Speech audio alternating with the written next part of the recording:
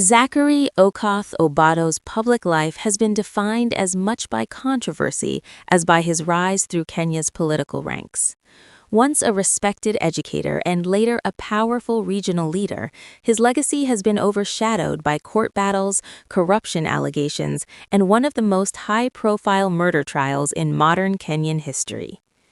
His most serious legal challenge stems from the 2018 murder of Sharon Otiono, a university student who was carrying his unborn child.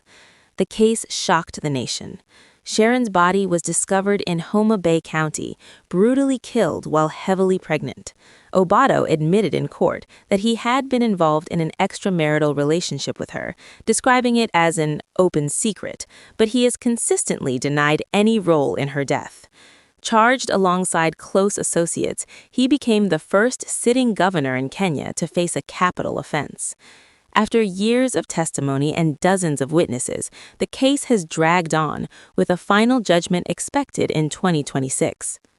Alongside the murder trial, Obado has also faced sweeping corruption allegations.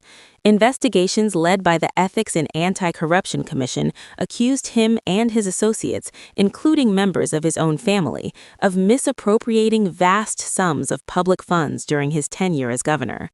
In a series of settlements and asset recovery efforts between 2024 and 2025, he forfeited properties worth hundreds of millions of shillings. High-end real estate in Nairobi, Migori, and Kisumu, as well as luxury vehicles, were surrendered or auctioned by the state. These developments significantly diminished his known wealth and intensified scrutiny of his leadership record. Earlier controversies also trailed him. In 2018, detectives recovered multiple firearms from his residences, prompting public alarm. Though the weapons were later confirmed to be legally owned, the incident added to his growing list of legal entanglements. Politically, his career has been marked by defiance and turbulence. His 2017 re-election campaign was marred by violence, including disruptions linked to his supporters, leading to internal disciplinary action from his own party. More recently, fresh accusations of land irregularities in Migori have kept his name in public debate, with critics questioning proposed large-scale land deals tied to his family. Yet before the controversies, Obado's journey had been one of steady ambition and achievement. Born around 1957 or 1958 in Kanyamkago and raised in Uriri sub-county, he grew up in Kenya's Nyanza region. His early life was rooted in modest beginnings, shaped by community and education. He attended St. Joseph's Rapogi Secondary School before advancing to Kenyatta University, where he earned a bachelor's degree in education and later a master's degree in strategic management. Obado began his professional life as a teacher, specializing in mathematics, physics, and accounting. He taught at institutions such as Taranonga High School and later returned to his alma mater, St. Joseph's Rapogi Secondary School. Over time, he rose through the ranks to become principal of Chungay Secondary School. His years in education, spanning more than a decade, established him as a disciplined administrator and community figure. In 2007, he left teaching to pursue politics, though his first attempt to win the Uriri parliamentary seat was unsuccessful. Undeterred, he shifted into the sugar sector, becoming a director and later chairman of the Kenya Sugar Board. This role elevated his profile across the Nyanza region, positioning him as a key player in agricultural and economic matters.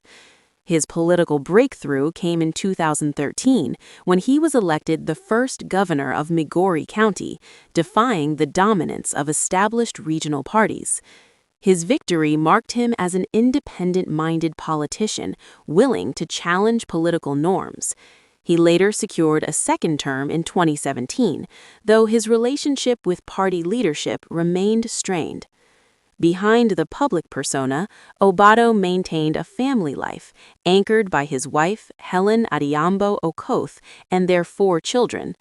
However, even his family was drawn into his legal battles, with some of his children named in corruption-related cases tied to alleged misuse of public funds. In recent years, his fortunes have shifted dramatically.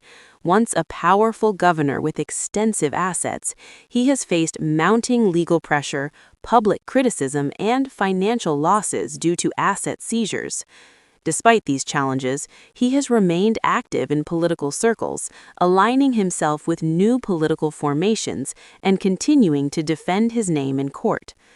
Zachary Okoth Obado's story is one of sharp contrasts, a rise from humble beginnings to political power, followed by a dramatic fall into controversy and legal turmoil.